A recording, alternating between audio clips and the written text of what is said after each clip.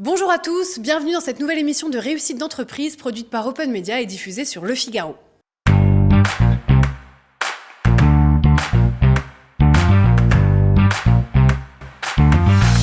En 10 ans, le prix de l'électricité a flambé. Et ce n'est pas fini. 19% en plus, c'est ce qui est annoncé en 2026. Alors peut-on dire qu'en 2025, l'autonomie énergétique n'a jamais été aussi pertinente ? Eh bien, nous faisons le tour de la question avec Charles Kepinski, Country Manager France pour Sofar Solar, et Bertrand Brier, le Sales Manager Utility. Bonjour Charles, bonjour Bertrand. Bonjour Agnès. Bonjour Agnès. Sofar Solar, c'est une entreprise présente en France depuis 2021. Vous êtes l'un des principaux fournisseurs mondiaux de solutions photovoltaïques. Quelles sont ces solutions ? Alors effectivement, Sofar Solar est une société qui a été créée en 2013 et qui se positionne comme un leader mondial de la fourniture de solutions photovoltaïques et de stockage par batterie. Donc nos produits et nos solutions permettent de couvrir des besoins qui vont du résidentiel, donc du stockage et de la conversion d'énergie pour du résidentiel, donc pour des maisons ou voire pour des collectivités, pour des projets commerciaux, industriels, donc des toitures d'entreprise, du tertiaire, des ombrières de parking et également des grandes centrales photovoltaïques au sol, donc que ce soit pour de la conversion d'énergie et pour du stockage.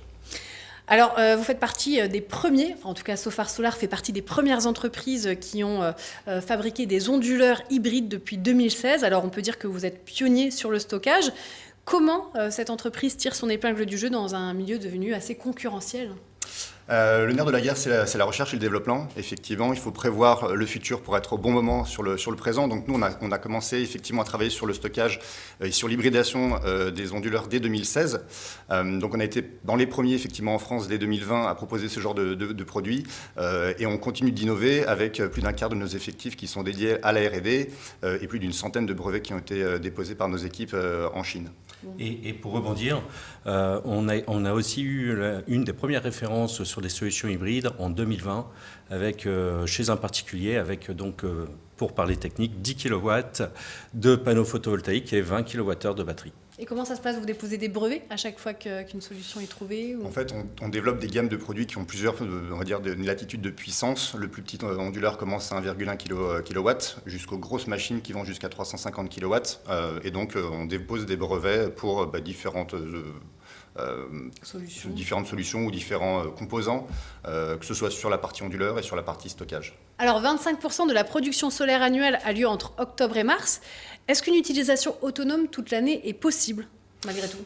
Alors effectivement, l'usage historique du photovoltaïque, c'est de mettre des panneaux plein sud pour maximiser la production. L'usage aujourd'hui, c'est justement de faire de l'autoconsommation. Et pour ce faire, ce qui est le plus pratique, c'est de mettre des installations photovoltaïques est-ouest. Alors, on n'a pas toujours le choix en fonction de où se trouve la toiture ou le parking. Mais en se faisant plus avec l'ajout du stockage, on peut effectivement avoir un taux d'autoproduction le plus proche de 100%, le cas échéant, en fonction de la solution qu'on choisit. Et si on part aussi sur un niveau international, il faut savoir que plus de 80, voire 90% de la population sont entre les 40e parallèles, ce qui veut dire que ce sont des personnes qui ont besoin de puissance électrique durant l'été pour des besoins de climatisation ou de piscine. Et alors du coup, vous, votre positionnement chez Sofar Solar, aujourd'hui vous êtes deux à vous occuper de la structure française. Est-ce que vous envisagez de grossir potentiellement, de grossir l'équipe ? Comment vous envisagez le futur ? Oui, absolument. Comme vous l'avez dit, on est deux pour le moment basés en France, mais on est déjà 7 personnes dédiées au marché français. Et donc moi-même pour la partie animation du réseau de distribution de Sofar en France et des clients CNI, comme on le dit. Bertrand sur la partie utility. Et on a également la recherche de 2 personnes. Bertrand, tu peux en parler ? Oui, tout à fait. Donc pour la partie photovoltaïque de puissance importante et aussi pour la partie batterie de grosse puissance, on a besoin de faire les mises en service sur site par nous-mêmes, d'où la recherche de collaborateurs qui nous aident à faire ces mises en service.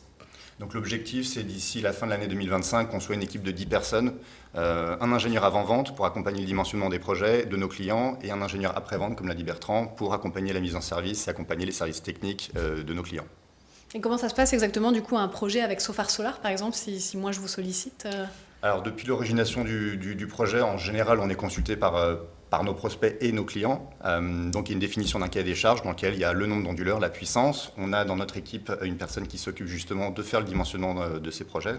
Bertrand, tu peux en parler si tu veux. Oui, on a donc une ingénieure prévente qui nous aide à dimensionner le projet.